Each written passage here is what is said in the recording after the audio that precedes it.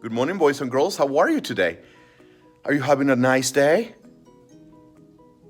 I'm sure you are. Of course, I am having a great day. And just in case you forgot my name or if you are new, my name is Mr. Broussard. And as always, we are here to do science together.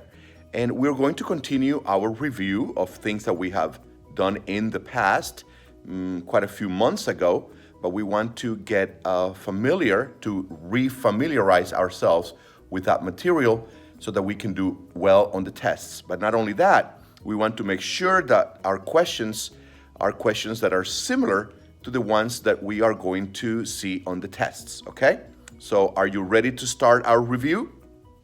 Let's look at our learning target. So this is what we plan to accomplish today. I can use prior knowledge. What does that prior mean? Existing knowledge. Knowledge that is already there in your brains, right? From things that you've learned in the past. About waves. Okay, we did many lessons about waves. So we are going to use knowledge that is there, prior knowledge, about waves to answer multiple choice questions like the ones that you will see on your assessments, okay? I would like you to start by watching a video, okay? We did waves a few months ago, so I want to make sure that this information is fresh in your brain. So let's watch a video. You're either going to click on that link, okay? Or your teachers are going to do it for you. And the name of the video is Waves Video, okay? So watch it carefully. It talks about what waves are, and it talks about the parts of a wave, okay? A lot of the questions on this review lesson are going to be about parts of a wave. So click on that video, watch it carefully. If you have to take notes, and then we'll get on with our questions, okay?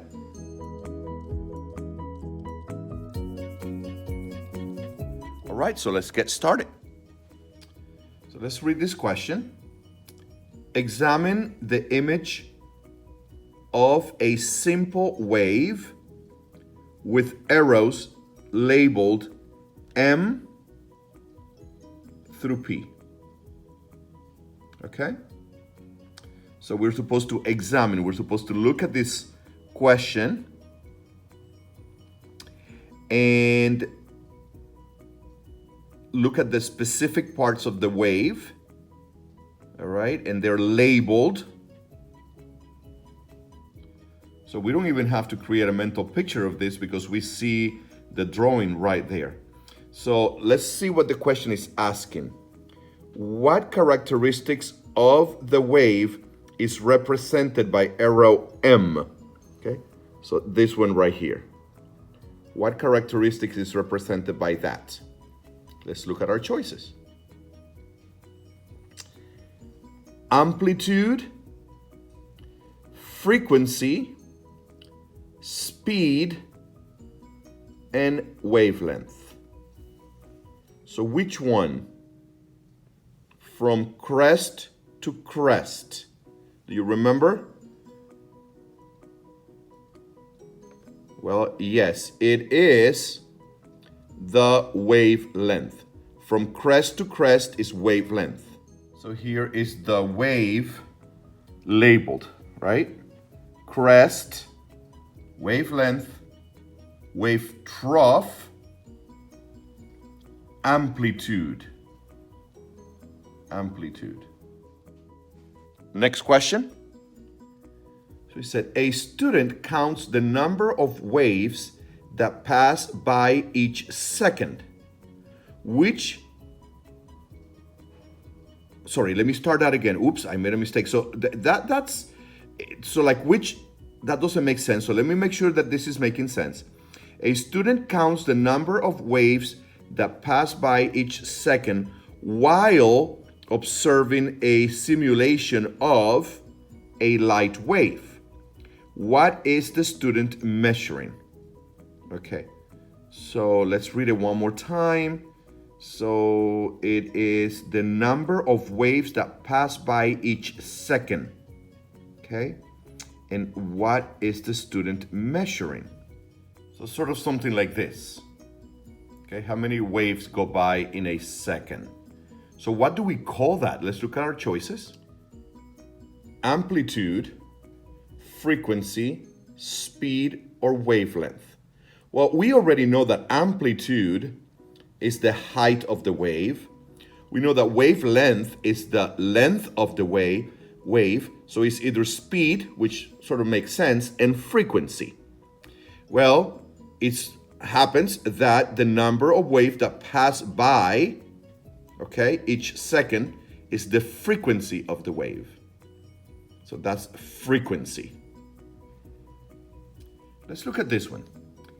Light travels in waves. As the amplitude of waves increases, light gets brighter. Which image shows the brightest light wave? So we have to think, what is amplitude? Well, we know that the wavelength is from here to here, but amplitude is from here to here. So as the amplitude increases, light gets brighter. Which image shows the brightest wave? So it's got to be the one that is the tallest. Let's look at them one more time. Number one is not very tall. Number two, a little bit taller. Number three just have a longer length. Oh, it's got to be this one. This one is much taller. So that's the answer. That's the one that has the most amplitude. All right, let's do our next question. Most of the questions are the same, okay? Because we are just reviewing for that assessment, and this specific lesson has to do with waves and parts of a wave. So let's look at this next question. All right, so let's read over here. A student analyzes a picture of a wave. The student observes that the distance between two crests is the same for all waves at the picture. So the distance from crest to crest, the distance from top of the wave to top of the wave. You should know that one, okay? Remember, you have to read the question a couple of times to make sure that you understand it. So let's do it one more time. A student analyzes a picture of a wave. The student observes that the distance between two crests is the same in all waves. So the distance from crest to crest. Let's look at our choices. Amplitude, frequency, speed, and wavelength. So from crest to crest, you remember what that was? That's right, that is the wavelength. So this is the right answer here. So do you hear some noises there, boys and girls? Like roaches and mice? Guess what? Those are my students trying to eat. I just told them that they had to stop making so much noise. I'm sorry about that. All right, let's do one more question, okay? All right, so here is another question about waves. So it says the image shows wave A and B moving toward one another. So this wave is coming this way, and this wave is coming this way, okay? This is wave A, this is wave B. Let's see what we're supposed to answer here. All righty. So what will occur when the two waves meet? What will happen when these two waves meet? Let's look at the choices. The amplitude will decrease. Okay.